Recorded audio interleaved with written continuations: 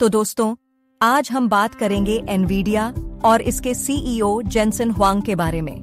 कैसे उन्होंने अपनी नेतृत्व क्षमता और तकनीकी दृष्टिकोण से एनवीडिया को ग्राफिक्स प्रोसेसिंग यूनिट्स जीपीयूज के क्षेत्र में एक वैश्विक नेता बना दिया।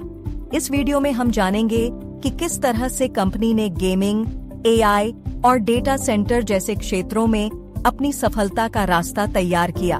तो चलिए बिना किसी देर के शुरू करते हैं और जानते हैं एनवीडिया की अद्भुत यात्रा के बारे में। एनवीडिया की सफलता का राज जेनसन हुआंग की लीडरशिप और कंपनी का विकास। हुआंग की शुरुआत और नेतृत्व। जेनसन हुआंग का जन्म 1963 में ताइवान में हुआ था। उनका परिवार बाद में अमेरिका में बस गया। उन्होंने ऑरेगन स्टेट यूनिवर्सिटी से इलेक्ट्रिकल इंजीनियरिंग में डिग्री प्राप्त की और फिर स्टैनफोर्ड यूनिवर्सिटी से मास्टर्स डिग्री हासिल की।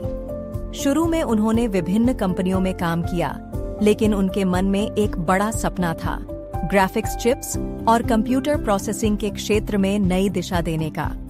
इस सपने को पूरा करने के लिए उन्होंने 1963 में एनवीडिया की स्थापना की। एनवीडिया की स्थापना और प्रारंभिक दिन। एनवीडिया की शुरुआत में कंप्यूटर ग्राफिक्स पर ध्यान केंद्रित था, क्योंकि उस समय 3D ग्राफिक्स और गेमिंग इंडस्ट्री में ग्राफिक्स प्रोसेसिंग यूनिट्स जीपीयू की कमी महसूस हो रही थी। पहल एनवीडिया ने राइवा 828 ग्राफिक्स कार्ड लॉन्च किया था, जो एक बड़ा हिट साबित हुआ। इसके बाद कंपनी ने अपनी GeForce सीरीज की जीपीयूज को लॉन्च किया, जिसने गेमिंग और ग्राफिक्स की दुनिया को एक नई दिशा दी।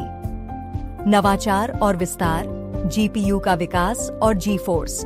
एनवीडिया का पहला महत्वपूर्ण ग्राफिक्स कार्ड GeForce 256 था, जिसे 1999 में लॉन्च किया गया था। इस कार्ड ने 3D ग्राफिक्स रेंडरिंग की दुनिया को बदल कर रख दिया और इसे पहला जीपीयू कहा गया। इसने ग्राफिक्स प्रोसेसिंग के लिए समर्पित प्रोसेसर के रूप में अपनी पहचान बनाई।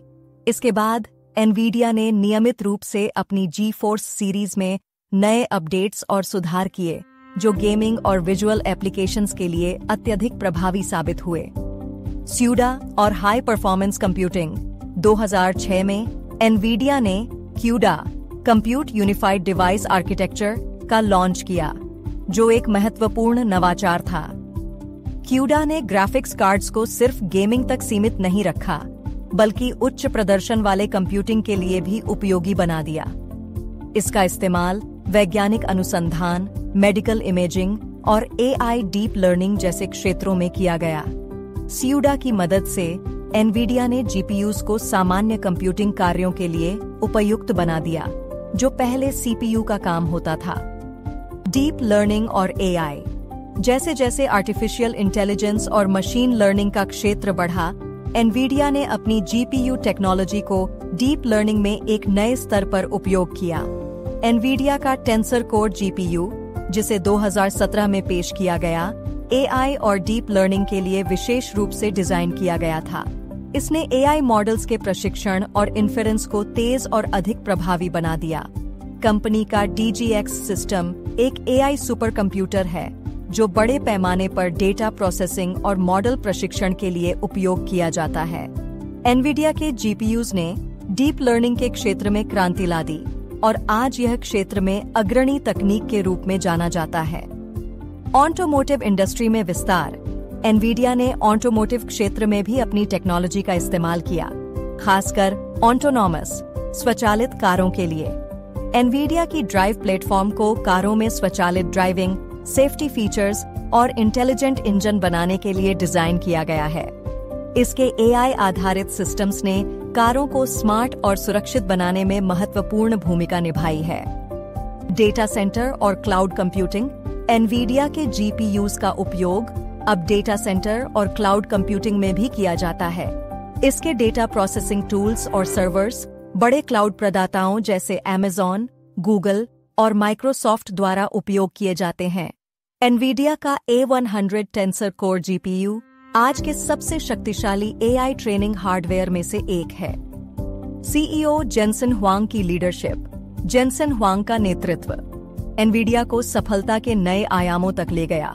वह केवल एक सीईओ ही नहीं, बल्कि एक विजनरी लीडर हैं, जो टेक्नोलॉजी के हर पहलू में गहरी समझ रखते हैं। उनका नेतृत्व उस समय और भी खास बन गया जब एनवीडिया ने एआई, गेमिंग और डेटा सेंटर जैसे विभिन्न क्षेत्रों में समान रूप से सफलता प्राप्त की।